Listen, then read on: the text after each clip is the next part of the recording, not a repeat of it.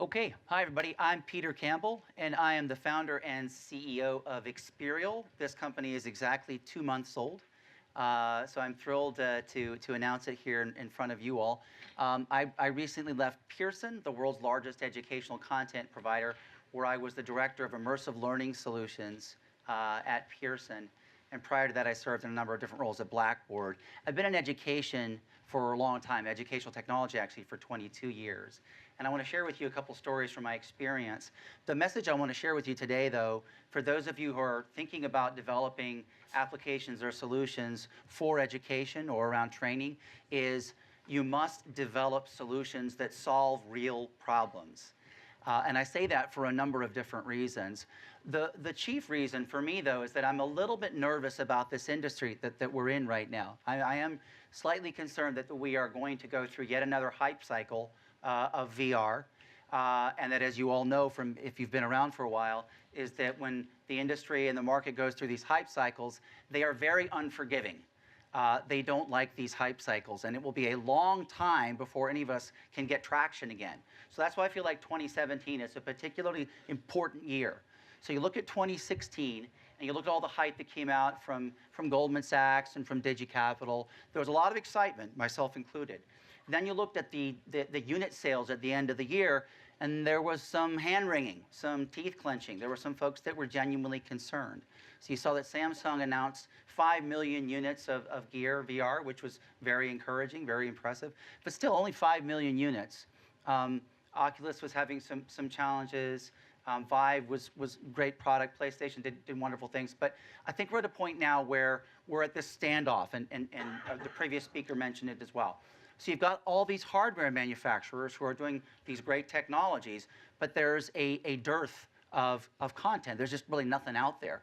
So the market is saying, okay, so you want me to spend $1,500 to $2,300 for an HMD. What can I do with that? What problems can I solve? How is this going to make my life better? And the market is responding by saying, we don't know, right? So what's going to happen? Someone's going to have to give, right? Someone's going to have to be able to put up the experiences and the content to compel those users to buy those devices. So that's, again, back to my message. For those of you who are certainly looking at education and training, but overall, I think it's important to really say to the market, this is not a toy. This is not a technology in search of a solution. This is an answer to your problem, all right? And I want to talk to you about a specific project that I led while I was at Pearson. Back in January, actually a year ago, more or less today, I reached out to Microsoft, introduced myself to some folks there who were involved with Hololens, and my contact at Microsoft said, oh my goodness, I'm so glad to talk to you, Pearson, the world's largest educational content provider. We've been wanting to talk to you guys for a long time. So we began a conversation about Hololens. How could this large content provider that's been around since 1831, that's still rather obsessed with selling these things called books. You may have heard of them before. They're these objects that sit on your shelf and collect dust. How can you move from a company that's primarily concerned about selling books and reinventing that notion of the book? How can you create a new kind of experience? So we began these conversations. I've been in this space for a long time, as I mentioned, 22 years. So when I first looked at HoloLens, I thought, you know, this is a very shiny, sexy toy, but is it in fact just a new piece of hardware, a new piece of eye candy that's really just out there in search of a solution? So looking at it very skeptically, I stepped back and I was able to determine that it did 3 things really quite well. Number one is it does simulation extremely well, and I'll talk to you a little bit more about my experience with simulation with the HoloLens. It does something called what I call coach in the head, by delivering just-in-time training and support from a person doing work or training in the field and a remote person in the background, a coach or a technician. And then finally, it delivers fantastic performance around visualizing complex phenomena. And that's what I'll close with today in terms of the work that I've been doing. So let me talk to you a little bit about simulation. So as a company, stepping back, I thought, well, what are the problems to be solved in all of the disciplines that Pearson runs in, all the different types of content that we sell? And it was clear, looking at this device, that simulation was that important capability that it brought. So then I thought, okay, well, HoloLens is great at simulation. What discipline out there needs simulation? What is the market clamoring for? And where can we as a business leverage that need in the market to be able to deliver a solution? So we began to look at across all the disciplines that Pearson ran in, and the clear front obvious contender was healthcare and nursing in particular. So Pearson does a pretty decent business around nursing. Some of you probably didn't know that, but sell a number of textbooks to nursing education programs. But one of the things that I discovered was that Pearson had very few, in fact, not really anything at all as far as simulation capabilities were concerned, right? So dearth of solution. But the market was clamoring for simulation. In fact, the recent literature suggests that nursing education students in their training, they can get up to 50% of their training through simulation. The other 50% being in a clinical setting, actually in a hospital or in a clinic, right? So up to 50%. So Pearson needs simulation. Market wants simulation. HoloLens does simulation. Match made in heaven, right? Okay. So began to have conversations with a number of different nursing education institutions across the country and began to sit down with them and offer hypotheses about these are the types of problems that we see, are these the types of problems that you see? And what we've landed on was there is this phenomenon in nursing education called a standardized patient program. Just show of hands, how many people know what the heck a standardized patient program is? Okay, 2, all right. For the rest of you, it's essentially this. Nursing education programs hire local actors to play the part of patients, right? So it's like Mrs. Jones with bursitis, right? But it's quite elaborate because these folks are highly trained in what these symptoms and illnesses and maladies are. They are wardrobed appropriately with the appropriate kind of costume, and they have elaborate makeup, moulage, it's referred to in the industry, to make them really look like they are in fact suffering from these illnesses, whether it's a stroke or shingles, whatever it happens to be. So these are fantastically useful, right? The nursing education students get a real sense of working with a real patient, albeit a patient actor. Problem there, though, very expensive to spin these programs up and very, very complex to manage. So much so that less than 10% of the nursing education programs in North America have these standardized patient programs. So I thought, being a clever chap, well, wait a minute. So we've got a need in the market for simulation. We've got a tool that does simulation really well. We've got a business that needs simulation. And we've got a whole market that is clamoring for the capabilities that standardized patient programs give, but they can't afford them. Maybe that's the magic overlap. So that's what we targeted.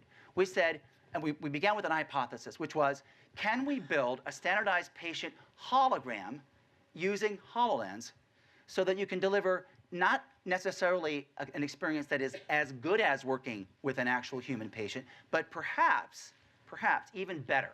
And by that I mean that unlike a human, you can actually pause a holographic video, rewind it, and replay it over and over and over again ad infinitum. And you can do that in the context of a class, so it becomes a shared experience amongst the instructor and the students, but also ostensibly that student could take the device home and they could practice with the standardized patient hologram at home ad infinitum, on and on and on and on and on, right?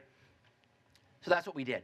I led a team from San Diego State University and Texas Tech University Health Sciences Center. We schlepped up to Redmond. We went into the campus up at Microsoft. We went on to their state-of-the-art green screen studio and shot holographic video of actual standardized patients from the Texas Tech University Health Sciences team. These were folks that were trained as these standardized patients, right? One scenario involved the various stages of anaphylaxis, anaphylactic shock, leading to respiratory failure. Another was a standardized assessment that's used to evaluate an elderly patient after they've fallen, whether it's a cognitive impairment or some kind of physical impairment, and a couple of other different things. So we shot all that holographically, and those holograms are now being tested right now, actually, at San Diego State University and Texas Tech University Health Sciences Center. That work so inspired me, and I saw what was possible with holographic video capture and what Microsoft was doing with that technology. It inspired me so much so that I said to my Pearson colleagues, thank you very much, it's been a great ride. I'm going to go and do my own thing. So that's why I started my company, Experial. So the last example I'll share with you is around not AR, but around VR. And it's around that problem that I mentioned before around visualization. So visualization is a particularly challenging problem in mathematics. And if you look at math education right now, math education is broken. It is broken. Now you look at all the different measures of how I know that. So whether or not you give much credence to standardized test scores, you look at the PISA, the international data, you look at the performance of US students on the PISA. Currently US students rank 37th in the world in relation to those math scores. That's one data point, but the other set of data points I think are more concerning to me. So you look at the performance of community college students in this country. A staggering 66% of students who enter community college take some form of remedial education. It's usually math or English. And get this, of that number, 80% of students who enroll in a remedial math course do not finish the course. This is costing the states fortunes, $7 billion wasted, right? So that's it. So that's the problem I'm trying to solve. So note that I am working with a company right now in San Diego that has developed a VR graphing calculator. And the problem there that it's trying to solve is helping students visualize 3D data in 3D. So rather than taking it as a leap of faith that there's this thing called the x-axis, the y-axis, and this thing called z, right? Z representing a two-dimensional surface on paper on a whiteboard. In VR, you can actually see and experience Z. You can see and experience data in 3 dimensions. And it's my belief, my hypothesis, that this will cause a breakthrough in students' comprehension of numeracy and mathematics, such that these types of problems that you see, the performance in community colleges, will be remedied. And you'll see a huge influx of students who will be successful in math and therefore successful in STEM. And if you can imagine a world where we have more students getting into STEM careers, the world will be a better place. So thank you very much.